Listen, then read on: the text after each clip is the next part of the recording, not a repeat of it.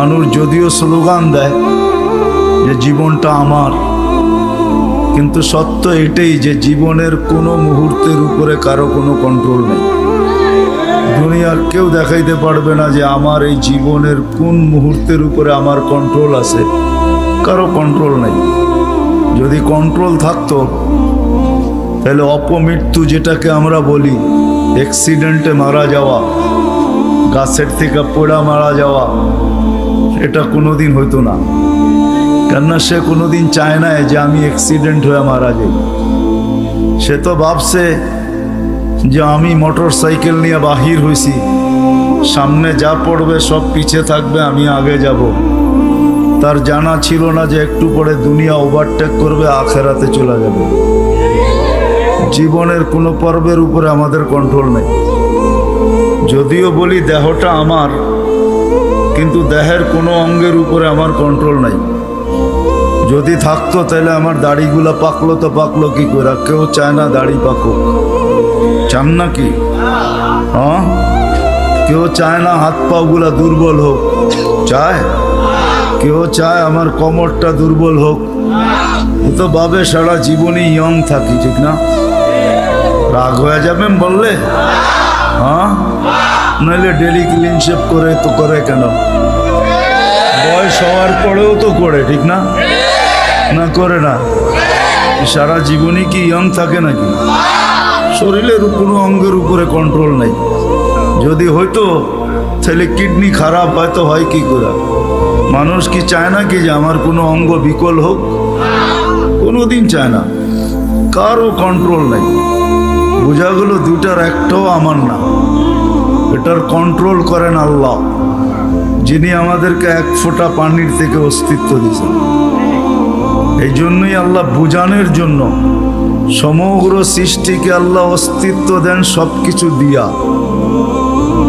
আমি আঙ্গুল দিয়া দেখাইতেছি, মুরগির বাচ্চা পর্যন্ত ডিমের থেকে সব কিছু নিয়ে বাহির হয়। যদি সব কিছু নিয়ে বাহির না হইতো তো বাহির হয়েই চিকচিক শব্দ করে কেন? বাহির হয়েই ছুটাছুটি শুরু করে কেন? খাদ্যকে চিনে কি করে, ঠিক না? ঠোঁট মারে না? মারে না? দুশ্মনকে চিনে কি করে? চিল আর কাক সে চিনে। মা ডাক দিতে দেরি, ডানার নিচে আসতে দেরি করে না। অথচ বাহির হইল মাত্র 1 ঘন্টা আগে। আর মানুষের বাচ্চা 10 মাস পরে বাহির হয়েছে, একবারে নিশ্চয়। কিচ্ছু নাই, না চিত হইতে পারে না কাইত হইতে পারে, শুধু হাত পা দুটো একটু নাড়াচাড়া করে। এই তো আপনারা বলেন আমরা 2500, ঠিক না? কি বলেন? 1000 না 2000 না, পাক্কা 2500, ঠিক না? আমরা সব নিয়া বাহির হই, এমন তো না? সব মারপেটের থেকে নিশ্চয় আসে। দিন যাইতে থাকে, আল্লাহ সাজাইতে থাকেন, আল্লাহ কুদরত দিয়া ডেকোরেশন করেন। এই জন্য সব কিছু পাওয়ার পরে যখন মানুষ আল্লাহকে ভুলা যায়, আল্লাহকে স্মরণ করে খুব কম মানুষ। একজনও এখানে হবে কিনা সন্দেহ আছে। অনেক পীরের মুরিদও এখানে দেখা যায়, কিন্তু ডেলি কয়জন আছেন যে ডেলি আল্লাহ আল্লাহ, ডেলি সকালে 100 বার, বিকালে 100 বার কন্টিনিউ করি, একদিনও বীজ হয় না? কয়জন আছে? অথচ ডেলি অক্সিজেন ভোগ করেন কার? বিদ্যুতে লোডশেডিং হয়, আজ পর্যন্ত তো ওই অক্সিজেনের লোডশেডিং হলো না। 1 মিনিটের জন্য যদি হইতো 2500-এ 1 মিনিট হইতো, অসুবিধা কি? কি কয়জন বাঁচতাম? হ্যাঁ, শেষ। তাহলে আল্লাহ আল্লাহ তো এখানে একজনও হাত উঠাইলেন না যে ডেলি 200 বার, সকালে 100, বিকালে 100 আল্লাহ আল্লাহ করি। না, আল্লাহর অধিকার নাই? হ্যাঁ, এই জন্যই সত্য সব কিছু দেওয়ার পরে ভুলা যায়। মিডিয়া এখনো আছে, 24 ঘন্টা অক্সিজেন নেই, কয় টাকা বিল দেই? ভাবেন আমার কথা।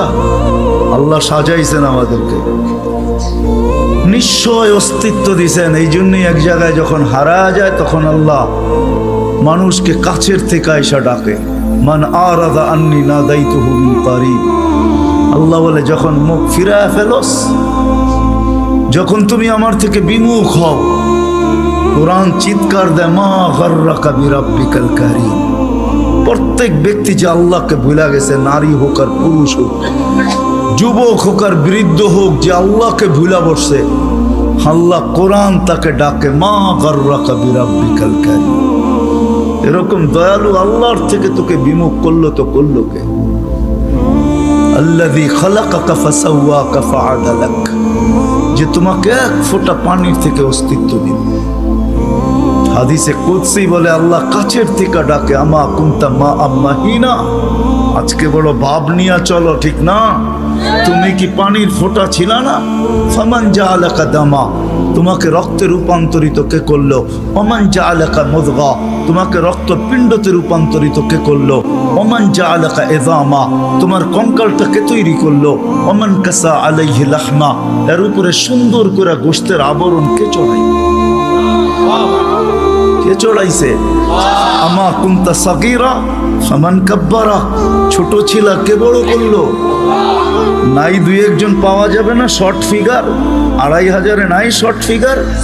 দুনিয়া তো এত উন্নত হলো, মঙ্গলের সাথে কথা বলে, চাঁদের সাথে কথা বলে, মঙ্গলের ছবি জমিনে নিয়ে আসে, চাঁদের ছবি জমিনে নিয়ে আসে। কোনো মেশিন আবিষ্কার হলো না ওকে উঠায় একটু বড় করে দিবে? ভাবেন না কেন? আফালা তাকিলুন, বিবেক বুদ্ধি কেন দিল আল্লাহ? নিয়ে যাইতেছি আমি ওইদিকে, একটু ঘুরায় নিয়ে যাইতেছি। আপনারা তো 2500 বসে আছেন, হ্যাঁ আমি একটু বুলতা ঘুরায় আনবো যাতে বুঝে আসে।